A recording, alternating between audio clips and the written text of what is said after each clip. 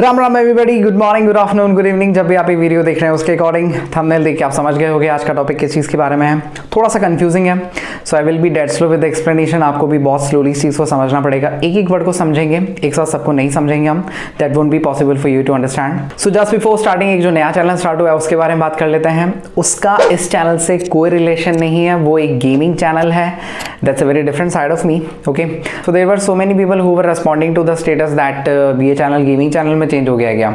नहीं, ऐसा बिल्कुल भी नहीं है। सो अगर आप कॉम्पिटेटिव गेमिंग में थोड़ी भी इंटरेस्टेड है then do check that out. Link मैं आपको नीचे डिस्क्रिप्शन में दे दूंगा। You will surely love the content there. So without wasting any more time, I am Siddharth Jangid, you are watching savage English where we laugh and learn. Let's get started. कहाँ जा रहा हूँ, वीडियो भी बाकी है। सो सबसे फर्स्ट वर्ड है हमारा राइज। बिफोर एक्सप्लेनेशन मैं कुछ एग्जांपल्स दूंगा जिनसे आपको समझने में आसानी रहेगी। Hot air balloon rises, petrol prices rising, दुखती रख पे हाथ रख गया मैंने, share market rises and the sun rises. इन सब सेंटेंसेस से हमें ये समझ में आता है कि ये चीज़ें ऊपर उठ रही है और ये चीज़ें अपने आप से ऊपर उठ रही है। Whenever something goes up by its own, तब हम यूज में लेते हैं राइज। वर्ब की फॉर्म्स होती है इसकी राइज, रोज, राइजन। जो AMD ब्रांड है उसकी जो CPU की रेंज आती है राइजन, उन्होंने वर्ड यहीं से लिया है, जस्ट उन्होंने स्पेलिंग थोड़ा सा चेंज कर दिया है। सो राइज का मतलब होता है ऊपर उठना। नेक्स्ट है हमारा अराइज।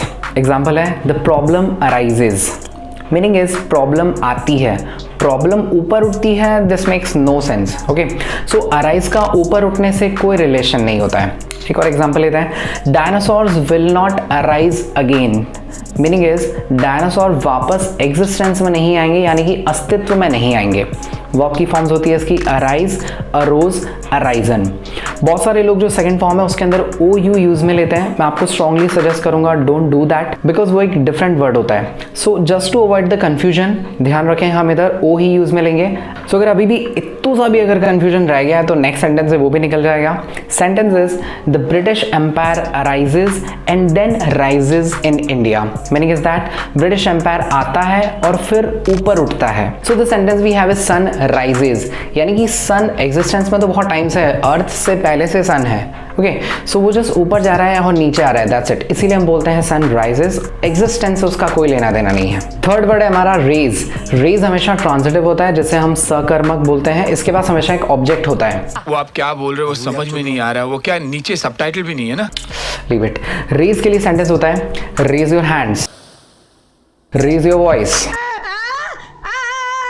रेज के लिए हमेशा हमारे पास में एक और चीज या फिर कोई दूसरा पर्सन होना जरूरी है। सो अब दोनों वर्ड्स को कंबाइन करके एक सेंटेंस लेते हैं हम, raise the flag when the sun rises.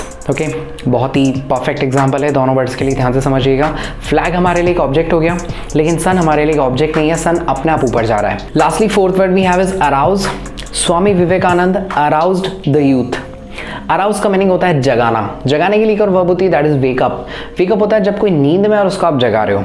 अब कोई इंसान जागा हुआ सो रहा है, जागे जागे सोई ना, तो उसको जगाने के लिए हम यूज में लेते हैं अराउज। एक और एग्जांपल लेते हैं, the unhygienic conditions will arouse discomfort, that will be the sentence. Verb की फॉर्म्स होती है अराउज के लिए अराउज, अराउज्ड, अराउज्ड। यहाँ पे आप ओ यू यूज में ले सकते हो just to avoid the confusion. So I hope आपको चारों वर्ड्स अच्छे से समझ में आ गए होंगे। एक बार चारों को ब्रीफ में देख लेते हैं वापस। राइज का मतलब होता है ऊपर उठना बाय इट्स ओन। अराइज का मतलब होता है एग्जिस्टेंस में आना, just like a rose arises in winters. Third one we have is raise. Raise का मीनिंग होता है ऊपर उठाना, रेज योर हैंड्स।